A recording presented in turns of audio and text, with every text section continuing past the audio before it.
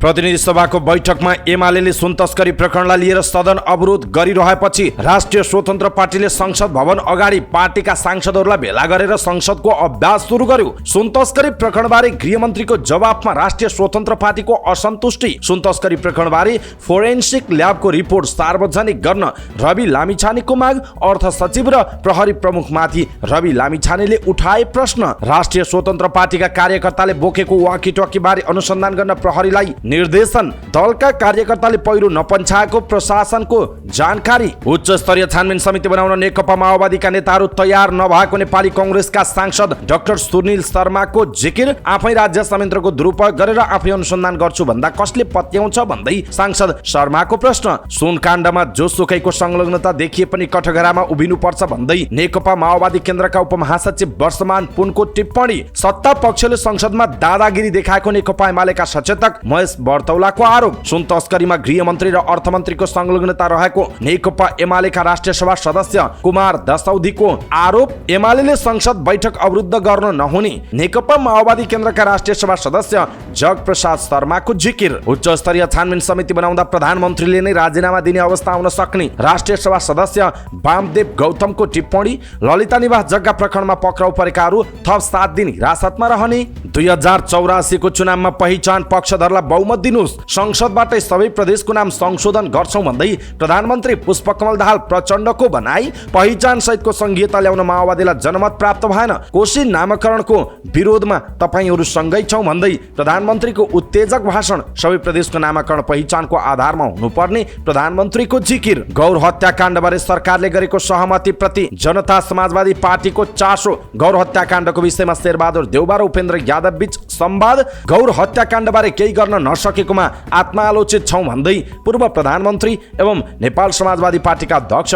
Doctor Baburam भट्टराईको स्वीकारोक्ति। नागरिकता नपाएकाले भोग्नु परेको दुःखलाई सम्बोधन गर्न नागरिकता ऐन आएको गृहमन्त्री नारायण काजी श्रेष्ठको भनाई। मन्त्री परिषद बैठकले सिंहदरबारको संशोधित गुरु योजना स्वीकृत गर्यो। मन्त्री परिषद बैठकले अन्य के निर्णय गर्यो यसको विषयमा पुरै जानकारी आजको समाचारमा हेर्नुहोस्। अबका निर्वाचनहरूमा विदेश बस्ने नेपालीहरू निर्णायक हुने नेकपा माओवादी केन्द्रका उपमहासचिव वर्षमान पुनको जिकिर। बोल्न नपाएकोमा उपसभामुख इन्दिरा राणाको गुनासो। देशमा सुशासन नभइकन कुशासन रहेको राणाको आरोप। उपराष्ट्रपति रामसहाय प्रसाद यादव अर्को साता चीन भ्रमणमा जाने। नेभी संघको असन्तुष्ट पक्षले आज कंग्रेस सभापति शेरबहादुर देउबाको घर घेर्ने। 3 महिने अभियान पार्टीको अन्तिम परीक्षा रहेको नेकपा माओवादी केन्द्रका प्रवक्ता अग्नि सापकोटाको भनाई। वैदेशिक रोजगार विभागको अवरुद्ध भएको अनलाइन सेवा सञ्चालनमा आउन अझै 3 दिन लाग्ने। सरकारले वैदेशिक रोजगारीमा जाने श्रमिकहरूले पाउने सेवा सुविधा वृद्धि गर्दै के सेवा सुविधा वृद्धि हुँदैछ त यसको विषयमा पुरै जानकारी। सडकमा भेला भएर जनमत पार्टीले जनजातिको माग प्रति ऐक्यबद्धता जनायो।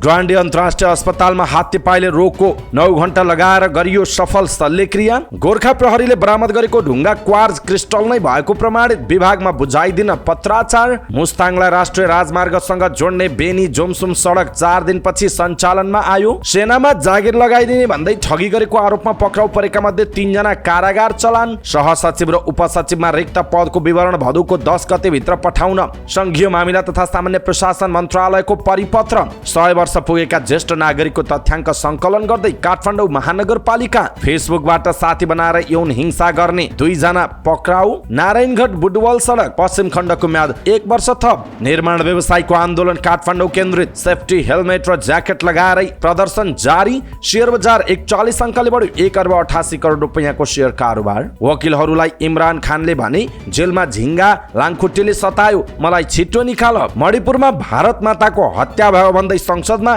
कांग्रेस आएका सांसद राहुल गान्धीको भनाई। इटालीको लाम्पेडुसा टापुमा डुङ्गा पल्टँदा कम्तीमा 41 जना आप्रवासीको ज्यान गयो। करिब 10 महिनापछि 9औं राष्ट्रिय खेलकुदको खर्च विवरण सार्वजनिक। विश्वकप क्रिकेटको खेल तालिकामा हेरफेर र समाचार पार्टी हेल्थ टिप्स अन्तर्गत आज हामी पछिल्लो समय नेपालका विभिन्न ठाउँमा फैलिएको आँखा पाक्ने रोग, यसको लक्षण र बच्ने उपायको विषयमा जानकारी दिनेछौँ। हामीलाई अन्तिमसम्म हेर्नुहोला। दर्शक महानुभाव नमस्कार। समाचारपाटी.com को न्यूज बुलेटिनमा यहाँलाई हार्दिक स्वागत छ। म प्रहलाद चन्द्र घिमिरे। आज मिति विक्रमसम्म 2080 साल साउनको 25 गति बिहीबार ईस्वीसम्म सन् 2023 अगस्त 10 तारिक। आज अधिक साउन कृष्ण दशमी। सदाको चाहिँ आज पनि हामी उपस्थित भएका छौँ आजका मुख्य समाचार, ब्रेकिङ न्युज अपडेट लगायत तपाईँलाई काम लाग्ने हेर्नै पर्ने महत्त्वपूर्ण समाचारहरू लिएर। हाम्रो मेहनतका लागि यो भिडियोमा एउटा लाइक अवश्य गर्नुहोला। दर्शक महानुभाव पलपलको न्युज अपडेटका लागि हाम्रो च्यानललाई तपाईँले अहिलेसम्म सब्स्क्राइब गर्नुभएको छैन भने कृपया सब्स्क्राइब गर्नुहोस् अनि नजिकै आउने बेल आइकनलाई क्लिक गर्नुहोला। दैनिक रूपमा हेर्नुहुन्छ भने रेगुलर भनेर लेख्नुहोला। आज पहिलोचोटि हो भने फर्स्ट टाइम भनेर लेखिदिनु होला। देशभित्र हुनुहुन्छ भने आफू रहेको गाउँठाउँ सहर जिल्लाको नाम लेख्नुहोला। विदेशमा हुनुहुन्छ भने कुन देशबाट हामीलाई हेरिरहनु भएको छ त्यो कुरा तलको कमेन्ट बक्समा कमेन्ट गर्नुहोला। आउनुहोस् दर्शक महानुभाव आजका मुख्य समाचार सुरु गरौँ राष्ट्रिय स्वतन्त्र पार्टीद्वारा संसद भवन बाहिरै संसदको अभ्यास गरेको प्रसङ्गबाट। संसदको चौथो ठूलो राजनीतिक दल राष्ट्रिय स्वतन्त्र पार्टी राष्ट्रपाले संसद भवन बाहिरै संसदको अभ्यास प्रस्तुत गरेको छ। प्रतिनिधि सभा बैठकमा प्रमुख प्रतिपक्ष दल नेकपा एमाले सुन तस्करी प्रकरणलाई लिएर सदन अवरोध गरेपछि राष्ट्रिय स्वतन्त्र पार्टीले संसद भवन अगाडि पार्टीका सांसदहरूलाई भेला गराई संसदको अभ्यास प्रस्तुत गरेको हो। कार्यक्रमलाई सम्बोधन गर्दै पार्टीका सभापति रवि लामिछानेले उपप्रधान एवं गृहमन्त्री नारायण काजी श्रेष्ठ संसदमा मङ्गलबार सुन तस्करी प्रकरणबारे दिएको अभिव्यक्ति चित्त बुझ्दो नरहेको बताउनुभयो। उहाँले राजस्व अनुसन्धान विभागले गरिरहेको अनुसन्धान सिआइबीलाई दिन कुन कानुनले दियो भन्दै प्रश्न समेत गर्नुभयो। उहाँले सुन तस्करी प्रकरणमा विभिन्न ठूला व्यक्ति र निकायहरूको संलग्नता रहेको दावी गर्नुभयो। उहाँले विमानस्थलबाट पास हुनुले सुरक्षा निकाय र भन्सार विभागको मिलेमतो छैन भनेर सन्तुष्ट हुन नसकिने बताउनुभयो। उहाँले भन्सार विभागका केही कर्मचारी मात्रै हटाएर अनुसन्धान गर्दा अनुसन्धान न्यायपूर्ण हुन नसक्ने बताउनु भएको छ। उहाँले सुन तस्करी प्रकरणबारे फोरेन्सिक ल्याबबाट आएको कल रिपोर्ट सार्वजनिक गर्न पनि माग गर्नुभयो। त्यस्तै पार्टीका प्रमुख सचेतक सन्तोष परियारले राजनैतिक पार्टीका आफ्ना स्वार्थका कारण सदन चल्न नसकेको बताउनुभयो। उहाँले राजनीतिमा रजाई गरिरहेका सत्तासीन दलहरूका कारण नै संसद बन्धक बनेको बताउनुभयो। प्रमुख सचेतक परियारले अहिलेका राजनीतिक दलहरूले नै लोकतन्त्रमाथि धोका दिइरहेको बताउनुभयो। पार्टीकी सांसद सुमना श्रेष्ठले समाज विभाजनको बाटोमा लगेर राजनीति नचल्ने बताउनुभयो। उहाँले सामाजिक आक्रोश कम गरेर अगाडि बढ्न आवश्यक रहेको बताउनुभयो। सांसद श्रेष्ठले जनतालाई भोटिङ बैंक मात्रै सम्झने कुरा गलत रहेको धारणा व्यक्त गर्नुभयो। दर्शक महानुभाव खास गरी संसदमा आफ्ना कुरा राख्न नसकेपछि राष्ट्रिय स्वतन्त्र पार्टीले संसद भवन बाहिर नै संसदको जुन अभ्यास गरिरहेको छ यसप्रति तपाईँ के भन्नुहुन्छ आफ्नो कुरा तलको कमेन्ट बक्समा कमेन्ट गर्नुहोला। यसैबीच राष्ट्रिय स्वतन्त्र पार्टी रासपाले संसदमा बोल्न नपाएको भन्दै फरक शैलीमा एउटा विरोध गर्यो। एमाले सांसदहरूको नाराबाजीका कारण संसद अवरुद्ध भएपछि रासपाका सांसदहरूले संसद भवन परिसरबाटै संसदभित्र जसरी नै सभामुखलाई सम्बोधन गरेर आफ्नो धारणा राखे। संसदभित्र राख्न नपाइएको हुनाले संसद भवनलाई साँच्ची राखेर सभामुखलाई आफ्ना कुराहरू राख्न चाहन्छु रासपा सभापति रवि लामिछानेले सञ्चारकर्मीहरूसँग सुरुमा नै भन्नुभयो। उहाँले संसद बैठकमा गृहमन्त्रीले दिएको जवाफमाथि केही प्रश्न उठाउनुभयो। गृहमन्त्रीले 35 दिनमा आएको भन्दै उहाँले यसलाई अन्यथा भन्न नमिल्ने बताउनुभयो। तर कुन कानुन टेकेर राजस्व अनुसन्धान विभागले गरेको अनुसन्धान केन्द्रीय अनुसन्धान ब्युरो सिआइबीमा पठाएको हो भनेर उहाँले प्रश्न समेत गर्नुभयो। उच्च तहको संलग्नता बिना यति ठूलो सुन तस्करी हुन नसक्ने भन्दै लामिछानेले अगाडि भन्नुभयो। मन्त्रालय स्तरमा कसको संलग्नता छ म भन्न सक्दिनँ, तर यति ठूलो तस्करीमा उच्चभन्दा उच्च तहको संलग्नता छ भन्ने कसै सामु लुकेको छैन। यसकारण अनुसन्धान गरिरहँदा चाहे अर्थ मन्त्रालयका सचिव हुन् चाहे प्रहरी प्रमुख नै किन नहुन् उहाँहरूको संलग्नता छ कि छैन भन्ने शङ्काको विषय भयो उहाँको भनाइ छ। सिआइबीलाई 35 दिन दिने गृहमन्त्रीको प्रस्तावमा शङ्का नगर्ने उहाँले बताउनुभयो। तर अहिले जिम्मेवारीमा भएका मानिसहरूलाई राखेर अनुसन्धान गर्दा प्रभावित हुन सक्ने भन्दै उहाँले भन्नुभयो। भन्सारको सिङ्गो सेट, अर्थ सचिवदेखि अर्थ मन्त्रालयको सिङ्गो सेट, प्रहरी प्रमुखदेखि सिङ्गो सेटलाई निलम्बन वा अहिले त्यहाँ सहभागी हुन नपाउने व्यवस्था भई सिआइबीले बिना प्रभाव यो काम गर्न सक्ला र उहाँको प्रश्न छ। सुन तस्करीमा पक्राउ परेका दावा छिरिङको केही प्रहरी प्रमुखसँग निरन्तर कुराकानी भएको थाहा भएको भन्दै उहाँले दावाको मोबाइल फोनको फोरेन्सिक ल्याब रिपोर्ट सार्वजनिक गर्न पनि माग गर्नुभएको छ। दर्शक महानुभाव अर्थ सचिव र प्रहरी प्रमुखमाथि नै रवि लामिछानेले जसरी प्रश्न उठाउनु भएको छ यसप्रति तपाईँ के भन्नुहुन्छ आफ्नो कुरा तलको कमेन्ट बक्समा कमेन्ट गर्नुहोला। चितवनको नारायणघाट मुगलिन सडकका वाकीटकी लिएका राष्ट्रिय स्वतन्त्र पार्टी रासपाका कार्यकर्ता देखिएपछि जिल्ला प्रशासन कार्यालयले प्रहरीलाई छानबिन गर्न निर्देशन दिएको छ।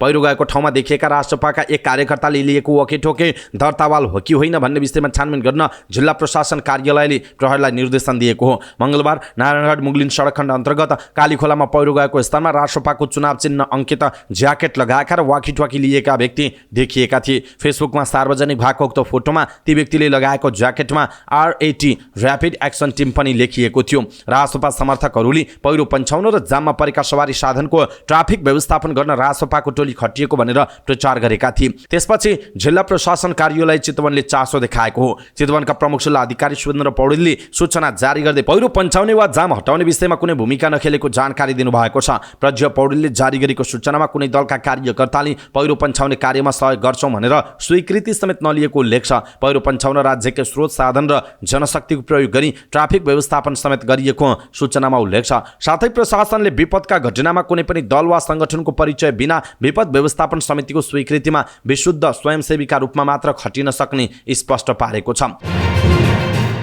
नेपाली कांग्रेसका सांसद डाक्टर सुनिल शर्माले सुन तस्करी प्रकरणमा सम्बन्धित मन्त्रीहरूले राजीनामा गरी अनुसन्धानको बाटो सहज गर्नुपर्नेमा सरकार नै संसदलाई निर्णयको बन्दी बनाउनेतर्फ उद्धत रहेको आरोप लगाउनु भएको छ। प्रतिनिधि सभाको बैठकपछि सञ्चारकर्मीहरूसँग कुराकानी गर्दै उहाँले यस्तो बताउनु भएको हो। उहाँले संसद अवरोधको बाटोमा लैजाने जिम्मा सरकारले लिनुपर्ने बताउनु भयो। उहाँले उच्च स्तरीय छानबिन समिति बनाएर अनुसन्धान गर्न दिने कुरामा कसैको हानि नहुने बताउनु भएको छ। उहाँले राजस्व अनुसन्धान र CIBले मात्र अनुसन्धानको निष्कर्ष निकाल्न नसक्ने बताउनु भयो। सरकारी संयन्त्रको दुरुपयोग गरी सुन तस्करी भएकाले सरकारी संयन्त्रबाट नै अनुसन्धान निष्पक्ष हुन्छ भन्न नसकिने उहाँको भनाइ छ। उहाँले उच्च स्तरीय छानबिन समिति बनाएर अनुसन्धान गर्न नेकपा माओवादी केन्द्रका सांसदहरूले नै नमानेको र ढिलो चाँडो उच्च स्तरीय समिति बनाउन माओवादी तयार हुनुपर्ने उहाँको भनाइ छ। सांसद शर्माले राज्य व्यवस्था समितिलाई पूर्ण अधिकार दिएर अनुसन्धान गर्न सकिने पनि बताउनु भएको छ।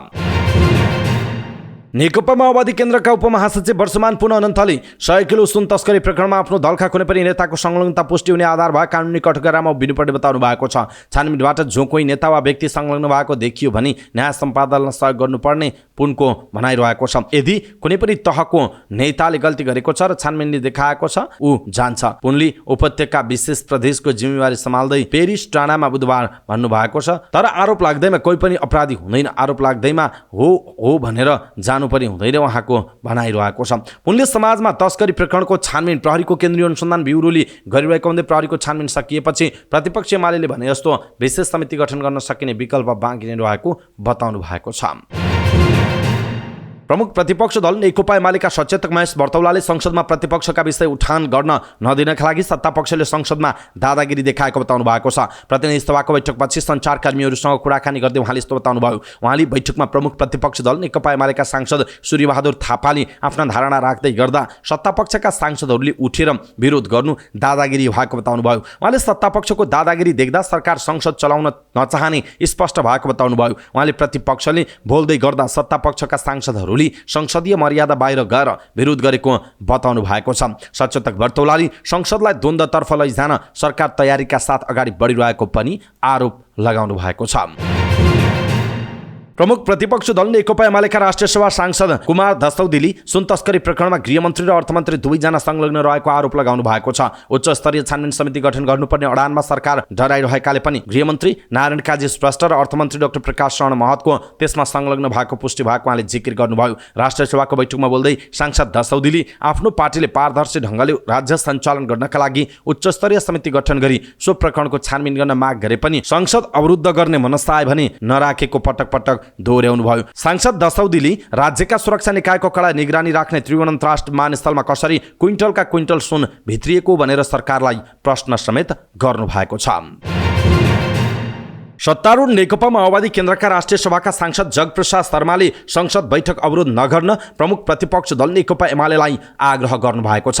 जनसरोकारका विषयमा छलफल गर्ने थलो संसदलाई अवरोध गरेर कुनै पनि ढङ्गले यसको औचित्य पुष्टि गर्न नसक्ने हुनाले एमालेले संसद अवरोध गर्न नहुने उहाँको तर्क छ। राष्ट्रिय सभाको बैठकमा बोल्दै सांसद शर्माले सुनकाण्ड छानबिनको माग गरेर संसद अवरुद्ध पार्ने काम गर्नुको कुनै तुक नरहेको समेत पटक पटक दोहोर्याउनु भयो। उहाँले सुनकाण्ड, ललिता निवास जग्गा प्रकरण, नक्कली भुटानी शरणार्थी प्रकरण वर्तमान सरकारले उजागर गरेपछि राजनैतिक पूर्वाग्रह साँधेर एमालेले संसद बैठक अवरुद्ध पारिरहेको उहाँको आरोप रहेको छ। यसैबीच राष्ट्रिय सभा सदस्य वामदेव गौतमले सुन तस्करी प्रकरणमा उच्च स्तरीय छानबिन समिति गठन गर्ने हो भने प्रधानमन्त्रीले राजीनामा दिने स्थिति आउने बताउनु भएको छ। राष्ट्रिय सभाको बैठकमा बोल्दै उहाँले एमालेको माग अनुसार उच्च स्तरीय छानबिन समिति गठन गर्ने हो भने प्रधानमन्त्री, अर्थमन्त्री र गृहमन्त्रीमाथि पनि छानबिन हुन सक्ने र त्यसका लागि उनीहरूले राजीनामा गर्ने अवस्था आउने बताउनु भएको छ।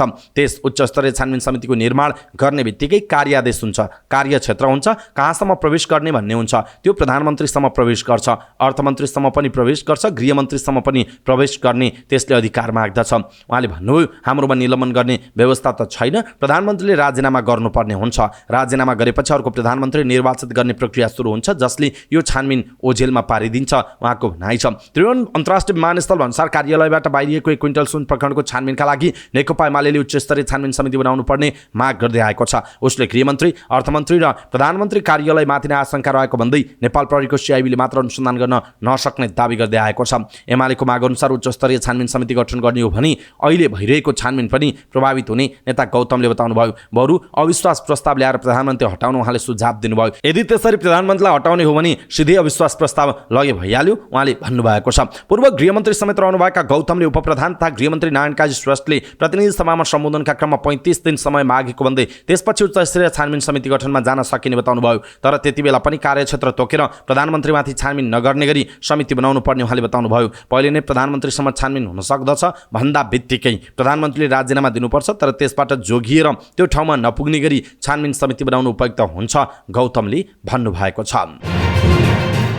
ललिता निवास जग्गा प्रकरणमा पक्राउ परेका 20 जना थप 7 दिन हिरासतमै रहने भएका छन्। जिल्ला अदालत काठमाडौँले उनीहरूलाई थप 1 साता हिरासतमा राखेर अनुसन्धान गर्न प्रहरीको केन्द्रीय अनुसन्धान ब्युरो सिआइबीलाई अनुमति दिएको छ। बालुवाटारको ललिता निवासको सरकारी जग्गा व्यक्तिको नाममा नामसारी गरेको प्रकरणमा सिआइबीले सरकारी कागज कृति र सङ्गठित अपराधमा अनुसन्धान गरिरहेको छ। यो प्रकरणमा भाटपाटेनी सुपरमार्केटका सञ्चालक मीन बहादुर गुरुङ, पूर्व निर्वाचन आयुक्त सुधीर कुमार शाह सहितका 20 जना व्यक्ति सिआइबीको हिरासतमा रहेका छन्।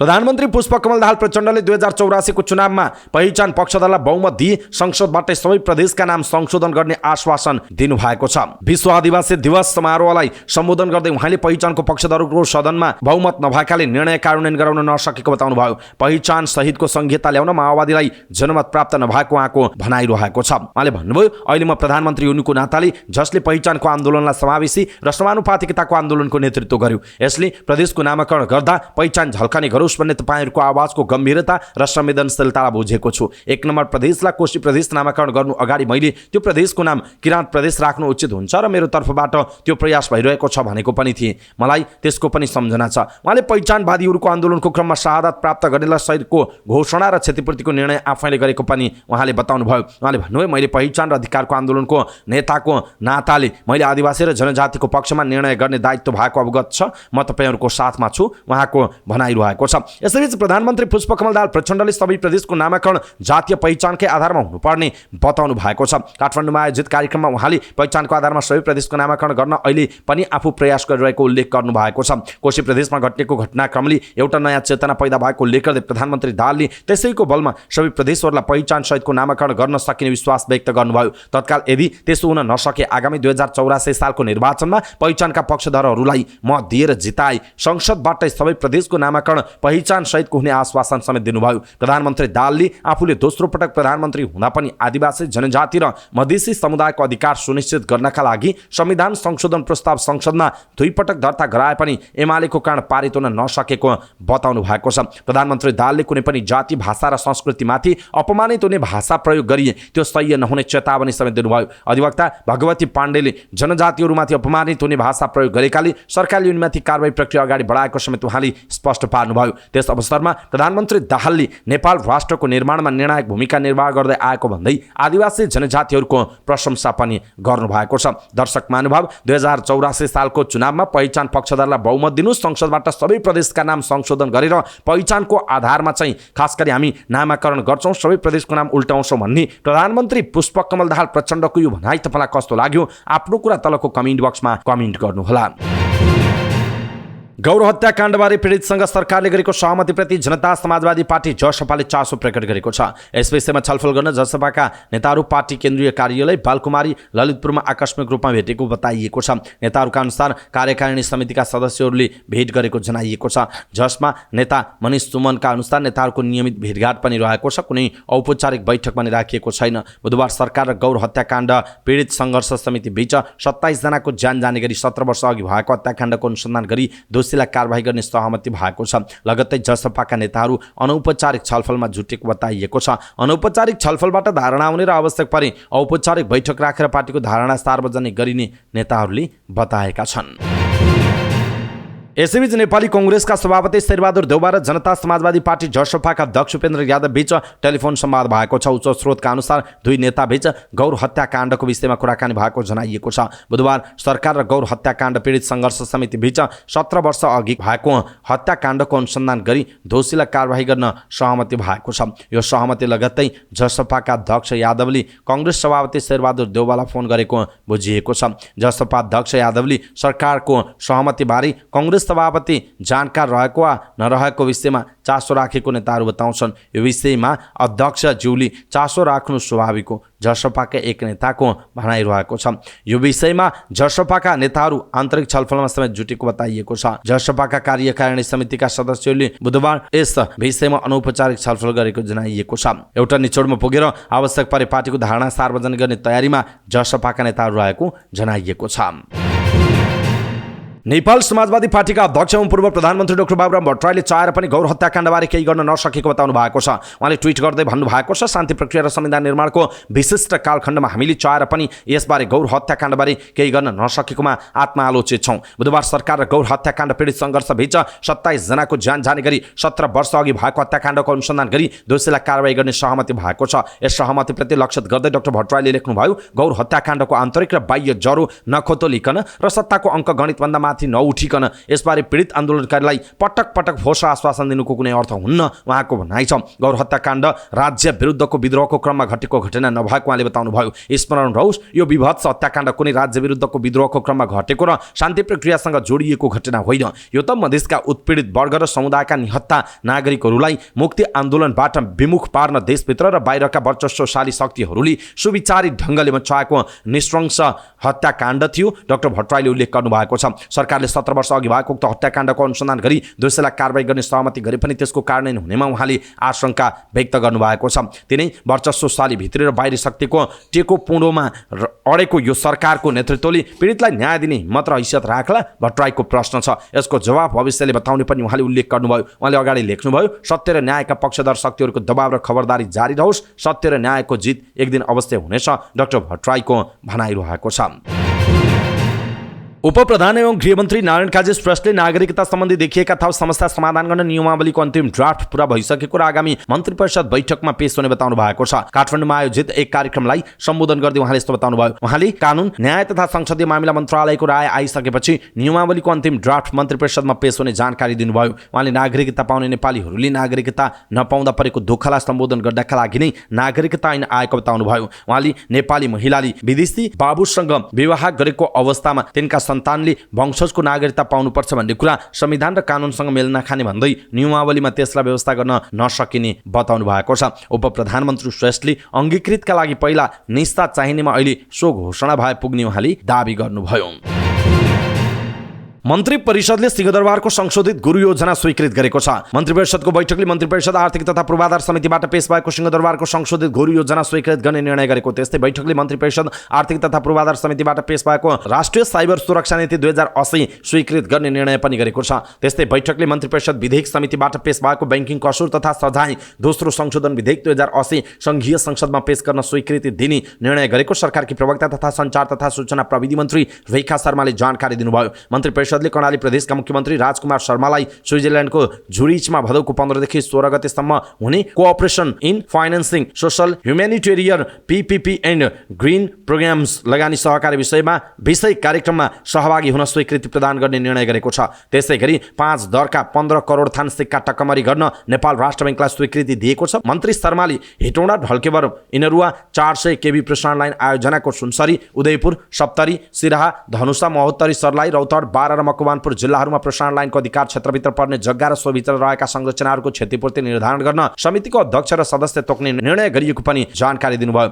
मन्त्री परिषदले अमन चौधरी अग्रवालले झुट्टो विवरण पेश गरी जिल्ला प्रशासन कार्यालय पर्साबाट मिति 2077-725 मा प्राप्त गरेको वंशजको आधारको नेपाली नागरिकताको प्रमाणपत्र र सोफिया रुथ भण्डारीले झुट्टा विवरण पेश गरी जिल्ला प्रशासन कार्यालय कास्कीबाट 2079-426 मा वंशजको आधारमा लिएको नागरिकता रद्द गरी संलग्न व्यक्तिलाई कारबाही गर्ने निर्णय पनि गरेको छ। यस्तै भदौको 19 र 20 मा स्विडेनमा हुने इग्नेजिङ इन्डिजेनियस पिपुल इन इलेक्सन्स कार्यक्रममा सहभागी हुन प्रमुख निर्वाचन आयुक्तलाई भ्रमणको स्वीकृति दिएको छ। चीनको कुनमिङ शहरमा साउनको 31 देखि भदौ 3 गतेसम्म आयोजना हुने 7th चाइना साउथ एसिया एक्सपोजिसन र 27 चाइन इम्पोर्ट एन्ड एक्सपोर्ट फेयरमा सहभागी हुन उपराष्ट्रपति रामसाय प्रसाद यादवको चीन भ्रमण कार्यक्रमलाई समेत मन्त्री परिषदले स्वीकृति दिएको मन्त्री शर्माले बताउनुभयो। उहाँका अनुसार श्री DAW समिति सदस्यमा सन् 2025-28 अवधिका लागि नेपालको तर्फबाट वन्दना राणालाई तेस्रो कार्यकालका लागि पुनः उम्मेदवार पेश गर्न स्वीकृति दिएको छ। त्यस्तै श्रम रोजगार तथा सामाजिक सुरक्षा मन्त्रालय अन्तर्गत सञ्चालित प्रधानमन्त्री रोजगार कार्यक्रम र श्रम तथा व्यवसाय जन्य सुरक्षा विभागका लागि आर्थिक वर्ष 2080-81 मा आवश्यक पर्ने राजपत्राङ्कित अधिकृत स्तरका 715 अस्थायी दरबन्दी स्वीकृत गरेको जनाइएको छ।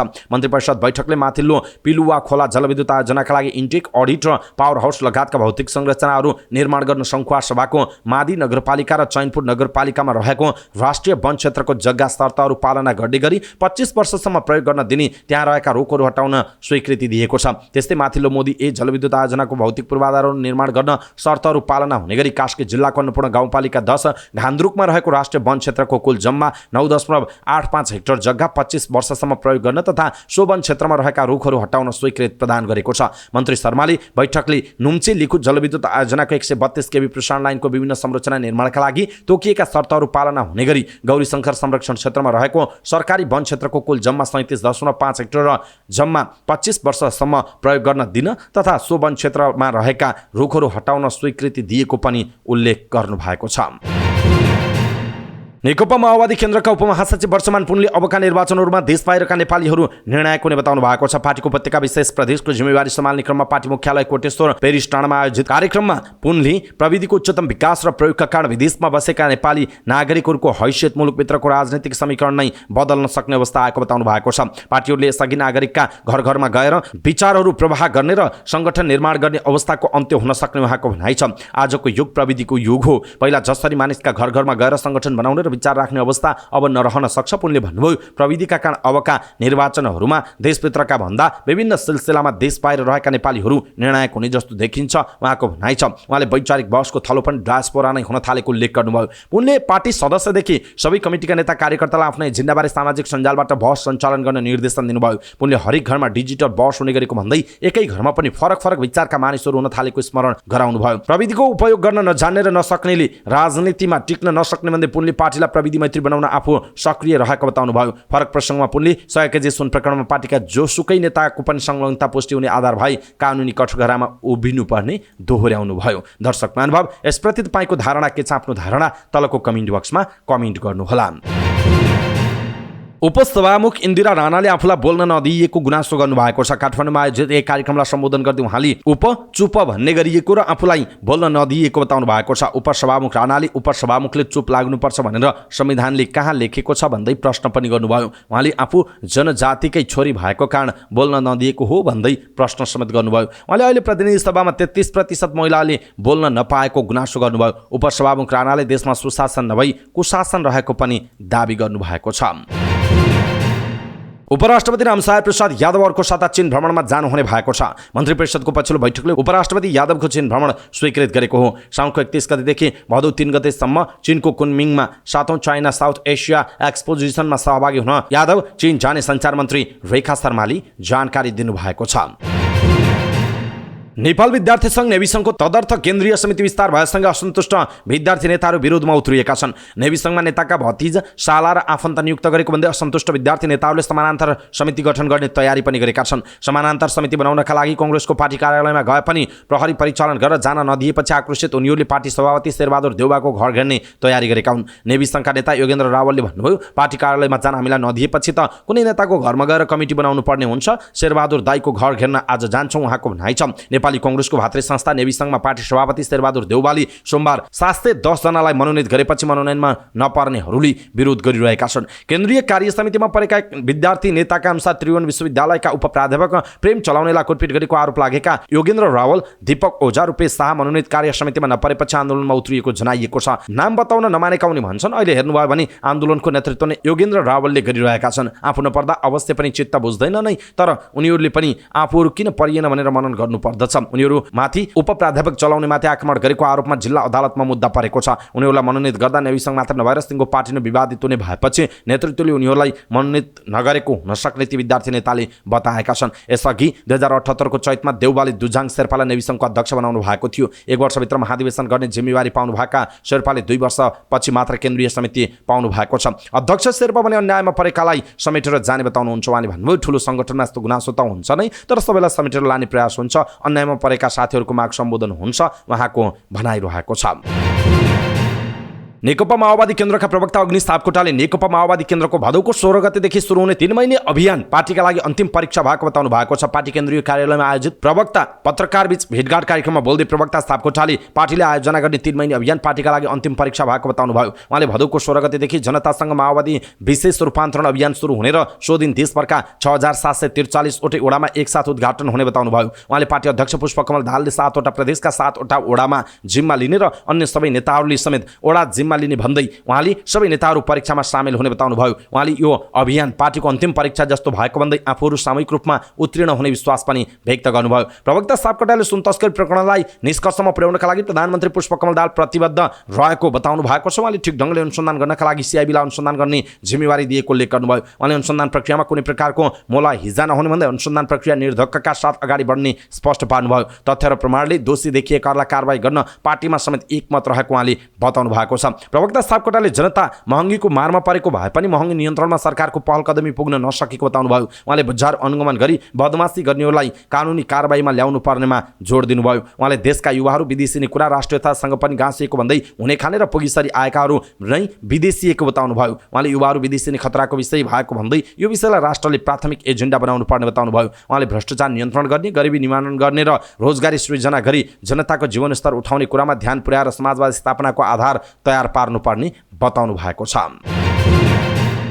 वैदेशिक रोजगार विभागको अवरुद्ध भएको अनलाइन सेवा सञ्चालनमा आउन अझै 3 दिन लाग्ने भएको छ। विभागको अनलाइन प्रणालीको सर्भरमा समस्या आएसँगै मंगलबारदेखि सर्भर अवरुद्ध छ। सर्भरको FIIMS प्रणालीको फाइल सर्भर माइग्रेट गर्नका लागि समय लागेकाले सर्भरमा फाइल माइग्रेट नभएसम्म सेवा अवरुद्ध नै रहने विभागले जनाएको छ। FIIMS प्रणालीमा फाइल अपलोड नहुँदा अनलाइनबाट श्रम स्वीकृतिका लागि आवेदन दिनेहरूलाई समस्या परेको छ। तर यता वैदेशिक रोजगार विभागका महानिर्देशक मदन दाहालले अवरुद्ध भएको अनलाइन सेवा खोल्न अझै 3 दिन लाग्ने बताउनुभयो। उहाँले बुधबार वैदेशिक रोजगार व्यवस्थापन सम्बन्धमा पत्रकारहरूसँग छलफल कार्यक्रममा बोल्दै सर्भरमा डेटा ट्रान्सफरको काम नसकिएकाले अनलाइन सेवा सुचारू हुन अझै 3 दिन लाग्न सक्ने बताउनु भएको हो। उहाँले वैदेशिक रोजगारी सम्बन्धी सेवा सहज बनाउने काममा सिस्टम बाधक भएको बताउनुभयो। उहाँले सरकार सर्भिस दिने काम धेरै अगाडि गए पनि सर्भर 2064 सालको नै भएकाले समस्या आएको बताउनुभयो। उहाँले अनलाइन सेवा 753 स्थानीय तहमा पुगे पनि जडित प्रविधिलाई समयानुकूल स्तरोन्नति गर्न नसकिएको बताउनुभयो। उहाँले नयाँ प्रविधि र सर्भिसहरू दिइरहेकाले यही अनुसारको प्रविधिलाई समयानुकूल स्तरोन्नति गर्न नसकिएको बताउनु भएको हो। उहाँले सर्भर स्तरोन्नति गर्नका लागि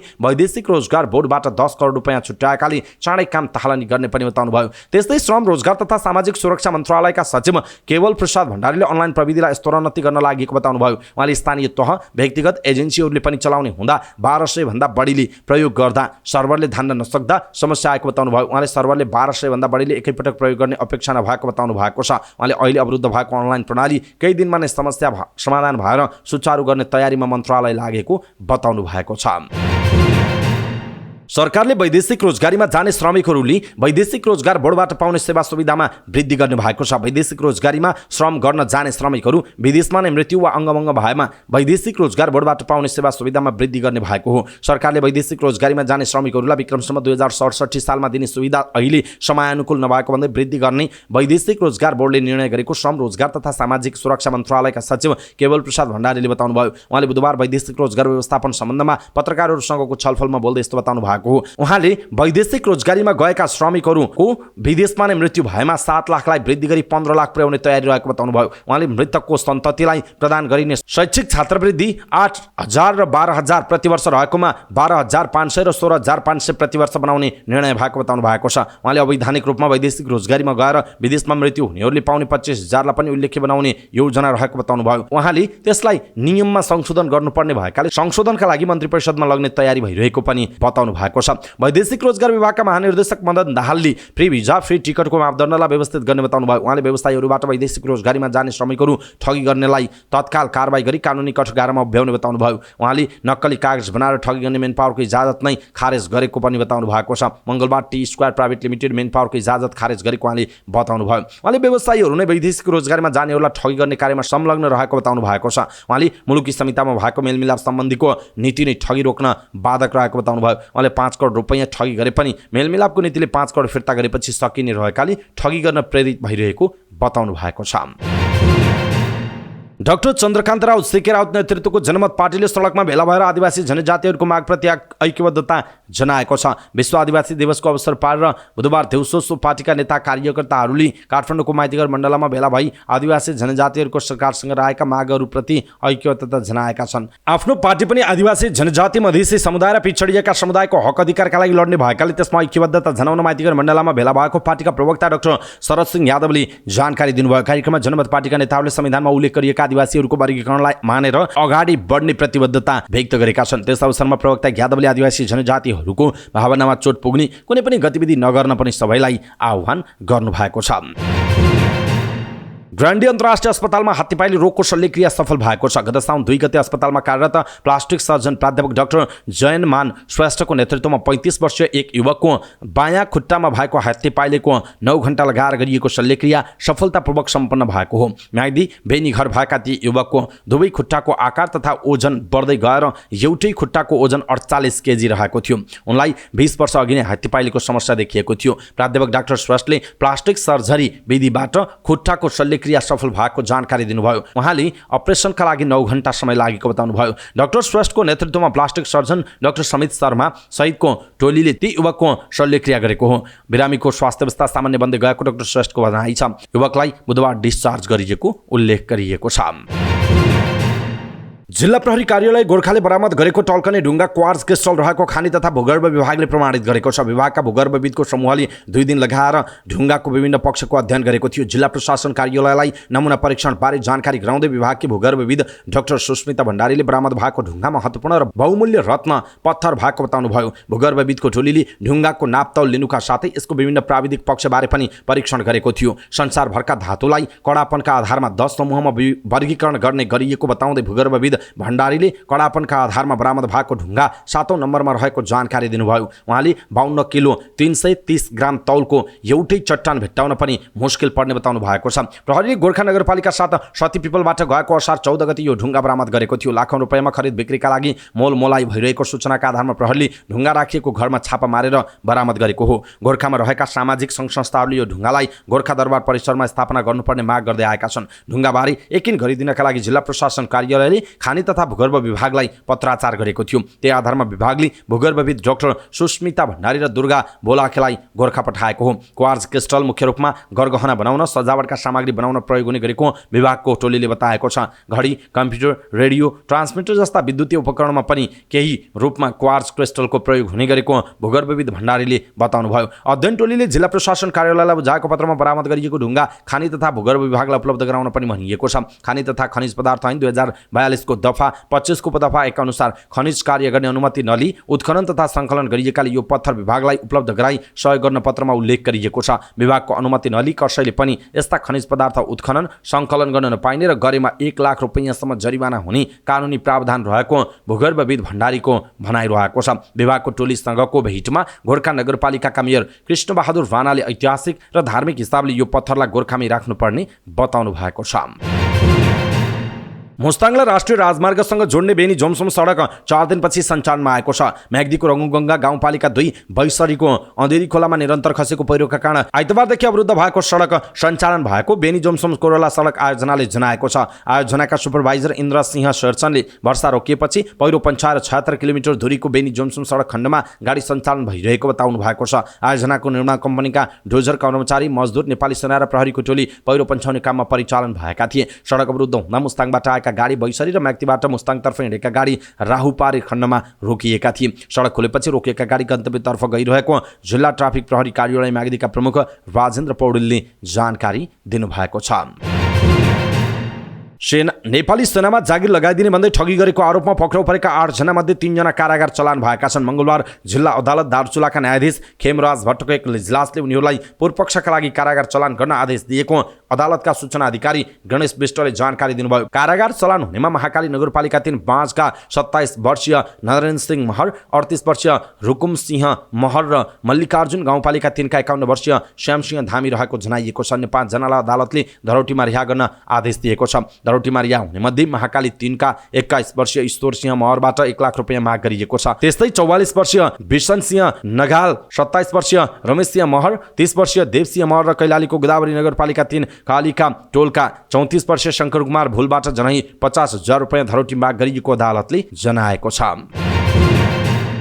सरकारले राजपत्राङ्कृत प्रथम श्रेणी अर्थात् सहसचिव र राजपत्राङ्कृत द्वितीय श्रेणी अर्थात् उपसचिवको रिक्त पदको विवरण भदौको 10 गते भित्र पठाइसक्न विभिन्न निकायलाई परिपत्र गरेको छ। संघीय मामिला तथा सामान्य प्रशासन मन्त्रालयले सचिव स्तरीय निर्णय गर्दै सबै मन्त्रालय, आयोग र सचिवालय तथा निकायलाई परिपत्र गरेको हो। मन्त्रालयले पद रिक्त भएको कारण सम्बन्धी प्रमाणित कागजात निजामती सेवा ऐन 2049 को दफा 7 को उपदफा 3 बमोजिम चालु आर्थिक वर्षमा अवकाश तथा बढुवाबाट रिक्त हुने पदको समेत गणना गरी माग फारम पठाउँदा त्यसको पुष्टाइका आधार प्रमाणित गर्ने सम्पूर्ण कागजात पेश गर्न पनि परिपत्रमा भनेको छ। परिपत्र अनुसार राजपत्राङ्कित प्रथम र द्वितीय श्रेणी प्राविधिक र अप्राविधिक रिक्त पदको विवरण सम्बन्धित निकायको राजपत्राङ्कित विशिष्ट श्रेणी सचिवबाट सेवा समूह र उपसमूह अनुसार छुट्टा छुट्टै पानामा प्रमाणित गरी पठाउनु पर्ने जनाइएको छ। काठमाडौँ महानगरपालिकाले 100 वर्ष पुगेका वृद्ध वृद्धाहरूको तथ्याङ्क सङ्कलन गर्न सुरु गरेको छ। महानगरपालिकाले 100 वर्ष पुरा भएका ज्येष्ठ नागरिकलाई साथी महानगर कार्यक्रम सञ्चालन गर्ने भन्दै सबै वडामा विवरण सङ्कलनका लागि पत्र काटेको छ। 100 वर्ष पुरा भएका ज्येष्ठ नागरिकहरू जीवित देवी देवताको स्वरूप भएको भन्दै साथी महानगर कार्यक्रम सञ्चालन गर्न लागेको महानगरका सामाजिक विकास विभागका प्रमुख गोपाल पोखरेलले बताउनुभयो। असोजदेखि कार्यक्रम सुरु हुन्छ होला, ज्येष्ठ नागरिकलाई कसरी सम्मान गर्न सकिन्छ र महानगरको अभिभावक भन्न सक्छन् भन्ने विषयमा छलफल चलिरहेको छ। पोखरेलले भन्नुभएको छ, महानगरको स्वर्णिम योजना अन्तर्गत साथी महानगर सञ्चालन गर्न 5 दिनभित्र सबै वडालाई विवरण पठाउन मंगलबार महानगरले पत्र काटेको हो।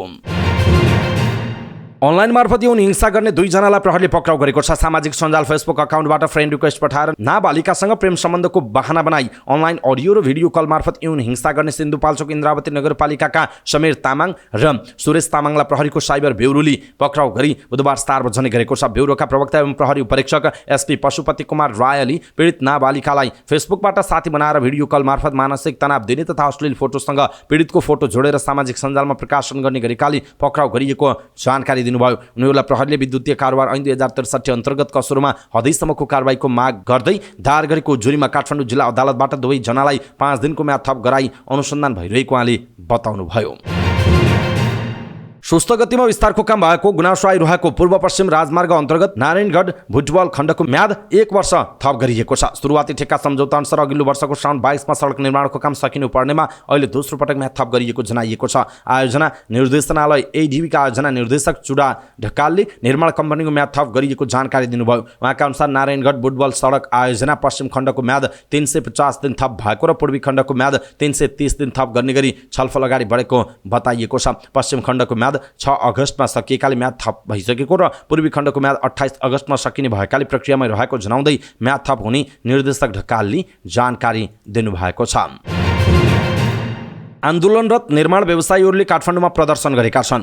नेपाल निर्माण व्यवसायी महासङ्घको दोस्रो चरणको आन्दोलन अन्तर्गत देशभरका निर्माण व्यवसायीहरू काठमाडौँमा भेला भएर प्रदर्शन गरेका हुन्। प्रदर्शनका क्रममा उनीहरूले सेफ्टी हेलमेट र ज्याकेट लगाएका थिए। अनामनगरबाट सुरु भएको प्रदर्शन संसद भवन नयाँ बानेश्वर अगाडि पुगेर कोणसभामा परिणत भएको थियो। प्रदर्शनका क्रममा उनीहरूले सिटी समेत बजाएका थिए। कोणसभालाई सम्बोधन गर्दै महासङ्घका अध्यक्ष रवि सिंहले सरकारले व्यवसायीहरूका जायज माग पूरा नगरेका कारण बाध्य भएर दोस्रो चरणको आन्दोलन सुरु गर्नु परेको बताउनुभयो। महासङ्घका महासचिव रोशन दाहाल सामान्य तरिकाले राज्यले व्यवसायीहरूको समस्या नसुनेका कारण चिठी फुकेर ध्यान आकर्षण गराइएको बताउनुभयो। नेपाल कर्सर तथा खानी उद्योग महासङ्घका अध्यक्ष सीताराम नेउपानेले निर्माण व्यवसायीहरूको अरबौं रकम भुक्तान नहुँदा समग्र निर्माण क्षेत्र अस्तव्यस्त भएको बताउनुभयो। निर्माण व्यवसायीहरूको आन्दोलनको प्रभाव ढुङ्गा गिटी बालुवा लगायतका व्यवसायीहरूलाई परिसकेको भन्दै अध्यक्ष नेउपानेले निर्माण व्यवसायीहरूको जायज माग तत्काल पूरा गर्न सरकारको ध्यानाकर्षण गराउनुभयो। Society of consulting architectural and engineers firms स्क्याफका महासचिव कमल कार्कीले निर्माण उद्योग चलायमान नभएका कारण अर्थतन्त्रमै समस्या आएको बताउनुभयो। निर्माण व्यवसायी सङ्घ झापाका अध्यक्ष मिलन बस्नेत र निर्माण व्यवसायी सङ्घ कञ्चनपुरका अध्यक्ष निरञ्जन भट्टले काठमाडौँ केन्द्रित महासङ्घको आन्दोलन सफल नभएसम्म घर नफर्कने प्रतिबद्धता व्यक्त गर्नुभयो। प्रदर्शनमा साथै प्रदेशबाट आएका निर्माण व्यवसायीहरू सहभागी भएको महासङ्घले जनाएको छ। व्यवसायीहरूले अर्बौं रकम भुक्तान हुनुपर्ने, सबै आयोजनाहरूको एकमुष्ट म्याद थप हुनुपर्ने, मूल्य समायोजन हुनुपर्ने, निर्माण व्यवसाय मैत्री ऐन नियम लागू हुनुपर्ने, निर्माण व्यवसायीहरूको माग सम्बोधनका लागि उच्चस्तरीय वार्ता टोली गठन हुनुपर्ने लगायतका माग राखेर व्यवसायीहरू गत साउन 14 गतेदेखि निरन्तर आन्दोलन गरिरहेका छन्। लगातार 207 अङ्क घटेपछि शेयर बजारको रालो यात्रा थामिएको छ। साताको चौथो कारोबारको दिन बुधबार शेयर बजार 41.06 अङ्कले बढेको छ। बजार 2060.91 बिन्दुमा उक्लिएको छ। यो 2.03% वृद्धि दर हो। बुधबार अन्तिम समयमा आएर बजार दोहोरो अङ्कले बढेको हो। बुधबार वित्त, होटल र पर्यटन, जीवन बिमा, व्यापार सहितका उपसूचकमा राम्रो वृद्धि देखिएको छ। म्युचुअल फन्डका लगानीकर्ताले भने बुधबार धेरै गुमाएका छन्। कुल 265 धितोपत्रको 77,501 कारोबारबाट 50,10,716 किता शेयर किनबेच भएको छ। कुल 1,88,83,26,469 रुपैयाँ बराबरको कारोबार बुधबार भएको छ। हिमालयन लघुवित्त, सुपरमादी हाइड्रो, मनोकामना स्मार्ट मनोकामना हाइड्रोको सकारात्मक सर्किट लेभलमा कारोबार भएको जनाइएको छ। सेन्चुरी डिभेन्चर, लक्ष्मी लघुवित्त, नेपाल रिपब्लिक मिडिया, स्वरोजगार लघुवित्त सहितका धितोपत्रका लगानीकर्ताले धेरै गुमाएका छन्। IME life insurance company, Shivam cement, Nepal republic media सहितका धितोपत्रको धेरै कारोबार भएको जनाइएको छ। थुनामा रहेका पाकिस्तानी पूर्व प्रधानमन्त्री इमरान खानले आफूले जेलमा बस्न नचाहेको भन्दै छिटोभन्दा छिटो जेलबाट निकाल्न आफ्ना वकिलहरूलाई आग्रह गरेका छन्। जेलमा आफूलाई दिउँसो झिङ्गा र रातिको समयमा लामखुट्टेले सताउने गरेको उनले बताएको वकिलहरूलाई उद्धृत गर्दै पाकिस्तानको जियो न्युजले जनाएको छ। पाकिस्तानको एक अदालतले खानलाई तोसखाना मामिलामा 3 सालको जेल सजाय सुनाएको छ। इस्लामाबादको अदालतले जेल सजाय सुनाए लगतै गत शनिबार 70 वर्षका इमरान खानलाई प्रहरीले घरबाटै पक्राउ गरेको थियो। उनले आफूले पाएको सजाय विरुद्ध इस्लामाबाद उच्च अदालतमा अपील गरेका छन्। सोमबार इमरान खानका वकिल नईम हैदर पन्जुठाली जेल प्रशासनबाट इमरानसँग भेटघाटको अनुमति पाएका थिए। पन्जुठाली पूर्व प्रधानमन्त्री इमरानलाई जेलमा खराब स्थितिमा राखेको र सी क्लासको सुविधा दिएको आरोप लगाएका छन्। यी सबका बावजुद इमरान खानको हौसला बुलन्द छ। पन्जुठाले भनेका छन्, गुलाम हुनुभन्दा त पुरै जिन्दगी जेलमा बिताउन मन्जुर रहेको उहाँले बताउनु भएको छ। उनले भनेका छन्, इमरान खान माथि सन् 2018 देखि सन् 2022 सम्म प्रधानमन्त्री रहँदा पाएका उपहार शक्तिको दुरुपयोग गरेर बेचेको आरोप छ। ती उपहार उनलाई विदेश भ्रमणका क्रममा मिलेका थिए, जसको मूल्य 14 करोड पाकिस्तानी रुपैयाँ बराबरको रहेको उल्लेख छ। पाकिस्तानका शीर्ष नेताले पाएका उपहार सरकारी खजान तोसखानामा जम्मा गर्नुपर्ने कानुनी व्यवस्था रहेको छ। भारतमा कांग्रेस आएका सांसद राहुल गान्धीले मणिपुरमा मोदी सरकारले भारत माताको हत्या गरेको आरोप लगाएका छन्। प्रधानमन्त्री नरेन्द्र मोदी विरुद्ध दर्ता भएको विश्वास प्रस्तावमाथि लोकसभामा बुधबार दोस्रो दिन छलफलमा भाग लिँदै राहुलले आफ्नो भारत जोडो यात्राको चर्चा गरेका छन्। कन्याकुमारीदेखि कश्मीरसम्मको यात्राका क्रममा दैनिक 25 किलोमिटर हिँड्छु भन्ने आफ्नो अहङ्कार 2-3 दिनमा चुर भएको उनले सुनाएका छन्। उनले अघि भने भारत हरेक अहङ्कारलाई नाश गर्छ। केही दिन अघि आफू मणिपुर गएको भन्दै उनले प्रधानमन्त्रीको आलोचना गरे। मोदी अहिलेसम्म नगएको भन्दै उनले भने, किनकि तपाईँका लागि मणिपुर हिन्दुस्तान होइन, मणिपुरलाई तपाईँले 2 भागमा बाँडिदिनु भयो। उनी बोलिरहँदा बिजेपी सांसदले राजस्थान नगएको बारे प्रश्न गरेका थिए। राहुलले अझै जाने बताई मणिपुर यात्राको चर्चा गर्दै उनले भनेका छन्, एक महिलाले मलाई भनिन् कि उनको छोरा हिंसामा मारिएर उनको शवसँग पुरा रात बसिन्। उनी आफ्नो घरबार छोडेर आइन् र उनीसँग अब मारिएका छोराको फोटो मात्र छ। दोस्रो महिलासँग मेरो भेट भयो र मैले सोधेँ तपाईँसँग के भयो? उनी काम नलागिन् र बेहोस भइन्। यो मात्र 2 उदाहरण हो। सरकारप्रति लक्षित गर्दै राहुलले भने, तिमीहरूले मणिपुरको मात्र होइन हिन्दुस्तानको हत्या गर्यौ। मणिपुरका मानिसहरूको हत्या गरेर तिमीहरूले भारत माताको हत्या गरेका छौ। तिमीहरूले देशद्रोह गरेका छौ र यही कारण प्रधानमन्त्री मोदी मणिपुर गएका छन्। एक आमा मेरो यहाँ बसेकी छिन् र अर्को आमाको तिमीहरूले मणिपुरमा मार्यौ। राहुलको अभिव्यक्तिप्रति बिजेपीका सांसदहरूले कडा आपत्ति जनाए। लोकसभा अध्यक्ष ओम बिडलाले पनि राहुललाई यो संसद भएको र सम्हालिएर धारणा राख्न आग्रह गरे, तर राहुल रोकिएनन्। हो हल्लाका बीच उनी बोलिरहे उनले भने हिन्दुस्तानको सेना एक दिनमा मणिपुरमा शान्ति ल्याउन सक्छ, तर उनीहरूलाई प्रयोग गरिएको छैन। यदि नरेन्द्र मोदीले मणिपुरको आवाजलाई सुन्दैनन् भनी उनले भारत माताको हत्या गरिरहेका छन्। रावणले मेघनाथ र कुम्भकर्णलाई मात्र सुन्ने गरेको स्मरण गराउँदै उनले भने यसरी नै नरेन्द्र मोदीले पनि दुईजनालाई मात्र सुन्छन्, अमित शाह र अडानी। लङ्कालाई हनुमानले होइन रावणको अहङ्कारले जलाएको थियो। रामले रावणलाई मारेका थिएनन्, रावणको अहङ्कारले उसलाई मारेको थियो। उनले मोदीमाथि आरोप लगाए, तपाईँले पुरा देशमा मट्टीतेल हालिरहनु भएको छ। पहिला मणिपुरमा मट्टीतेल हाल्नुभयो, हरियाणामा हाल्नुभयो र पुरा देशमा आगो लगाइरहनु भएको छ। राहुल लगत्तै केन्द्रीय मन्त्री स्मृति ईरानी बोलिन्, जसले भारत माताको हत्या भनेकोमा राहुलको निन्दा गरिन्। उनले अघि भनिन् मणिपुर भारतको अभिन्न अङ्ग हो, भारतको थियो र रहनेछ। आज देश हेरिरहेको छ कि जब भारत माताको हत्याको कुरा भयो त कङ्ग्रेस ताली बजाइरहेको थियो। उनले कश्मीरी पण्डितहरूको मुद्दा उठाइन्। राजस्थानमा एक 14 वर्षकी किशोरीको हत्या र सामूहिक बलात्कारको मुद्दा पनि उठाइन्। कङ्ग्रेसका सांसदहरूतर्फ लक्षित गर्दै उनले भनिन् यिनीहरूको मन त्यसबेला दुखेन, उनको भनाइरहेको छ। इटालीको लाम्पेडुसा टापुमा ढुङ्गा पल्टाउँदा कम्तीमा 41 जना प्रवासीको ज्यान गएको छ। दुर्घटनामा बाँचेका 4 जनाले आफूहरू ट्युनिसियाबाट इटाली जानका लागि ढुङ्गा चढेको बताएको बीबीसीले जनाएको छ। उद्धार गरेर बाँच्न सफल 4 जना प्रवासी आइभोरी कोस्टका र गिनीका बासिन्दा रहेको उल्लेख छ। एक कार्गो जहाजले उनीहरूलाई उद्धार गरी इटालीको तटरक्षकलाई बुझाएको थियो। ट्युनिसियाको स्फाक्स बन्दरगाहबाट 45 जना ढुङ्गामा चढेकोमा केही घण्टापछि डुबेको खबरमा उल्लेख छ। अवैध आप्रवासीका लागि प्रमुख ट्रान्जिट मानिने ट्युनिसियाको स्फाक्स बन्दरगाह सहर इटालीको लाम्पेडुसा टापुबाट 130 किलोमिटर टाढा रहेको छ। यो वर्ष अहिलेसम्म उत्तर अफ्रिकाबाट युरोप जाने क्रममा 1800 जना भन्दा बढी मानिसले ज्यान गुमाएका छन्। पछिल्ला दिनहरूमा इटालियन तटरक्षक र सामाजिक संस्थाहरूले लाम्पेडुसा पुगेका 2000 जना मानिसको ज्यान बचाएको जनाइएको छ।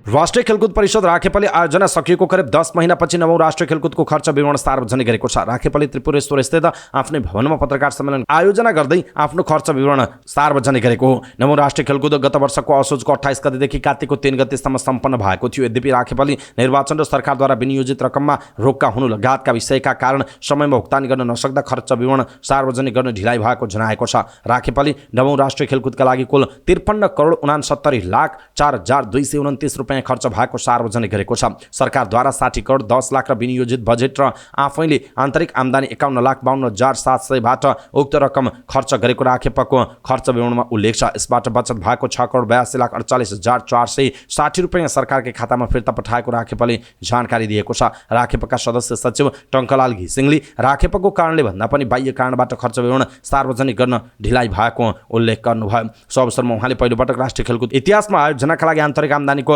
काम भएको र त्यसमा केही मात्रामा सफलता पनि पाएको बताउनु भएको छ। एक दिवसीय विश्वकपका 9वटा खेलको मिति परिवर्तन गरिएको छ। यही अक्टोबर 15 मा हुने भनिएको भारत र पाकिस्तानको खेल एक दिन अघि सारिएको छ। यो खेल पूर्व निर्धारित स्थान गुजरातको नरेन्द्र मोदी स्टेडियममा 14 अक्टोबरमा हुने जनाइएको छ। 15 अक्टोबरको दिन घटस्थापना भारतमा नवरात्रिका रूपमा मनाइन्छ। यस्तो घटस्थापना परेका कारणले त्यो दिनको खेल एक दिन अगाडि सारिएको छ। भारत र पाकिस्तानको खेलको समय सारिएका कारण अरू खेलको मिति पनि परिवर्तन गरिएको छ। पाकिस्तान र श्रीलङ्काको खेल पनि अक्टोबर 12 बाट अक्टोबर 10 मा सारिएको छ। भारत र पाकिस्तानको खेलका लागि पर्याप्त समय होस् भन्ने हिसाबले यो समय पनि सारिएको हो। यसका कारण लखनऊमा हुने अस्ट्रेलिया र दक्षिण अफ्रिकाको खेल पनि एक दिन अगाडि सारिएको छ। उक्त खेल अक्टोबर 13 मा हुने तालिका थियो भने अब 12 तारिकमा हुनेछ। अक्टोबर 14 मा हुने भनिएको इङ्ल्यान्ड र अफगानिस्तानको खेल 15 अक्टोबरमा सारिएको छ। अक्टोबर 14 मा चेन्नईमा हुने भनिएको न्युजिल्यान्ड र बङ्गलादेशको खेल 13 अक्टोबरमा डे नाइट फर्मेटमा सारिएको छ। धर्मशालामा इङ्ल्यान्ड र बङ्गलादेशको खेल 10 अक्टोबरमा सारिएको छ। यो डे नाइट खेल थियो, तर अब अहिलेको समयको फेरबदल अनुसार यो खेल पुरै दिनमा हुने जनाइएको छ। 12 नोभेम्बरमा हुने भनिएका दुई खेल अब 11 तारिकमा हुनेछन्। अस्ट्रेलिया र बङ्गलादेशको खेल पुणेमा हुनेछ भने इङ्ल्यान्ड र पाकिस्तानको खेल कोलकातामा हुनेछ। अक्टोबर 5 मा अहमदाबादमा इङ्ल्यान्ड र न्युजिल्यान्डको खेलबाट सुरु हुने विश्वकपको समूह चरणको अन्तिम खेल 12 नोभेम्बरमा बेङ्गलोरमा भारत र नेदरल्यान्ड बीच हुने जनाइएको छ। फाइनल खेल भने नोभेम्बर 18 मा अहमदाबादमा नै हुने जनाइएको छ। सेमिफाइनल मुम्बई र कोलकातामा नोभेम्बर 15 र 16 मा खेलिनेछ। आइसिसीका अनुसार खेलका लागि टिकट अगस्त 25 बाट अनलाइनमा उपलब्ध हुने जनाइएको छ। समाचार पार्टी न्युज बुलेटिनमा पालो भएको छ समाचार पार्टी हेल्थ टिप्स। आजको समाचार पार्टी हेल्थ टिप्स अन्तर्गत हामीले आँखा पाक्ने रोगबाट जोगिने 6वटा उपायको विषयमा जानकारी दिनेछौँ। हामीलाई अन्तिम समय हेर्नुहोला। सबै नेपालीहरू माझ पुर्याउनका लागि यो हेल्थ टिप्स आफ्नो फेसबुक, ट्विटर लगायतका सामाजिक सञ्जालमा सेयर गर्न नबिर्सिनुहोला। अहिले आँखा पाक्ने रोगले धेरैलाई ग्रसित बनाएको छ। साना साना बालबालिकामा अझ यो समस्या धेरै देखिएको छ, जसका कारण कतिपय स्थानमा विद्यालयहरू बन्द गरिएको छ। यस्तोमा आँखा पाक्ने रोगबाट कसरी जोगिने भन्ने धेरैलाई चिन्ता भइरहेको हुन्छ। यसबाट जोगिन मुख्य उपाय भनेको सरसफाइमा ध्यान दिनु नै हो। आँखा पाक्ने समस्या भइहालेमा धेरै कुराहरूमा तपाईँले ध्यान पुर्याउनु पर्ने हुन्छ, जस्तो साबुन पानीले हात धुने। आँखा पाक्ने व्यक्तिलाई छुँदा उसले प्रयोग गरेका सरसामान छुँदा र आँखामा औषधि लगाइसकेपछि साबुन पानीले हात राम्रोसँग धुनुपर्छ, किनकि आँखा पाक्ने रोग आँसु र कचराकै कारण सर्ने गर्छ। यी सबै गरिसकेपछि हात धुँदा संक्रमण हुने जोखिम न्यून हुन्छ। त्यसैले हेलचक्राइ नगरी आँखा पाक्ने रोग लागेका मानिससँग प्रत्यक्ष सम्पर्कमा आउँदा हात धुने गर्नुपर्छ। छुट्टै सुत्ने। आँखा पाकेको छ भने त्यस्ता व्यक्ति निको नभएसम्म छुट्टै कोठामा सुत्नु राम्रो हुन्छ। यसो गर्दा संक्रमित व्यक्तिको घरका अरू सामानसँग प्रत्यक्ष सम्पर्क हुन पाउँदैन र सर्ने सम्भावना कम हुन्छ। त्यस्तै आँखा पाकेका व्यक्तिले प्रयोग गरेको रुमाल, तकिया, मोबाइल, लुगा, ल्यापटप लगायतका सामानहरू अरूले प्रयोग नगर्नु नै उत्तम हुन्छ। मुख धुने। आँखा पाकेको बेला पटक पटक गरेर मुख धुनुपर्छ। यसबेला आँसु बगिरहने र कचरा आइरहने भएकाले मुख धुँदा ती आँसु र कचरा पखालिन्छ, जसले अरूलाई सर्ने सम्भावना न्यून हुन्छ। तर आँखालाई हातमा पानी राखेर झिमझिम गर्ने र वा आँखालाई बल गरेर धुने कार्य पनि गर्नु हुँदैन। यसले संक्रमण बढ्न सक्छ। त्यसैले आँखा चिम्लेर दैनिक 4-5 पटक भने धुन सकिन्छ। चस्मा लगाउने। आँखा पाकेका व्यक्तिले कालो चस्मा लगाएर बस्नुपर्छ। यसो गर्दा अरूलाई सर्ने सम्भावना पनि केही कम हुन्छ। साथै आँखाको नानीमा असर परेकाहरूलाई नाङ्गो आँखाले उज्यालोमा हेर्दा अप्ठ्यारो र चिडचिडापन हुने भएकाले त्यसबाट जोगाउन मद्दत गर्छ। साथै संक्रमित आँखामा थप बाह्य संक्रमण हुनबाट रोक्न पनि मद्दत गर्छ।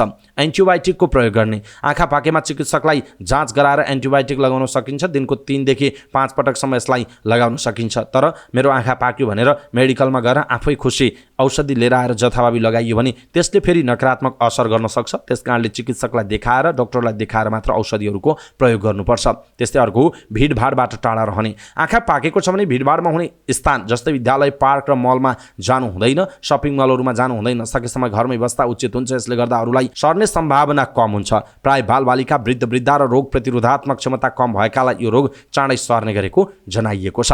दर्शक महानुभाव, आज हामीले यहाँहरूलाई अहिले देशका धेरै ठाउँहरूमा फैलिरहेको आँखा पाक्ने रोगको विषयमा जानकारी दियौँ। आँखा पाक्ने रोगबाट जोगिने 6वटा उपाय के हुन सक्छन् भन्ने विषयवस्तुमा। यो बाहेक धेरै अरू पनि सावधानीहरू अपनाउनुपर्छ। खास गरी सरसफाइमा नै ध्यान दिनुपर्छ। आजको हेल्थ टिप्स तपाईँलाई कस्तो लाग्यो कृपया एउटा कमेन्ट तलको कमेन्ट बक्समा कमेन्ट गर्नुहोला। सबै नेपालीहरू माझ पुर्याउनका लागि यो भिडियो आफ्नो फेसबुक, ट्विटर लगायतका सामाजिक सञ्जालमा सेयर गर्नुहोला। आफन्तजन र इष्टमित्रलाई मेसेन्जरमा पठाइदिनु होला। हरेक दिन समाचारको अन्त्यमा कम्तीमा एउटा स्वास्थ्यसँग सम्बन्धित जानकारी दिने हाम्रो यो अभियान तपाईँलाई कस्तो लागेको छ कृपया कम्तीमा एउटा कमेन्ट हाम्रा लागि आज तपाईँले लेखिदिनु होला। हेल्थ टिप्स दिने हाम्रो यो अभियान कस्तो छ त्यो कुरा तलको कमेन्ट बक्समा कमेन्ट गरिदिनु होला। हवस् त दर्शक महानुभाव, समाचार पार्टी.com को न्युज बुलेटिन अहिलेका लागि यति नै। हामीले प्रस्तुत गरेका यी समाचारहरूप्रति तपाईँको धारणा के छ? आफ्नो धारणा तलको कमेन्ट बक्समा कमेन्ट गर्नुहोला। हाम्रो मेहनतका लागि यो भिडियोमा एउटा लाइक अवश्य गर्नुहोला। दर्शक महानुभाव, पलपलको न्युज अपडेटका लागि हाम्रो च्यानललाई तपाईँले अहिलेसम्म सब्स्क्राइब गर्नुभएको छैन भने कृपया सब्स्क्राइब गर्नुहोस् अनि नजिकै आउने बेल आइकनलाई क्लिक गर्नुहोला। समाचार पार्टी.com को न्युज बुलेटिन नेपाली समयअनुसार आज साँझ 6 बजे लिएर फेरि हामी उपस्थित हुनेछौँ। पलपलको न्युज अपडेटका लागि तपाईँ www.समाचारपार्टी.com हेर्दै गर्नुहोस्। नमस्कार।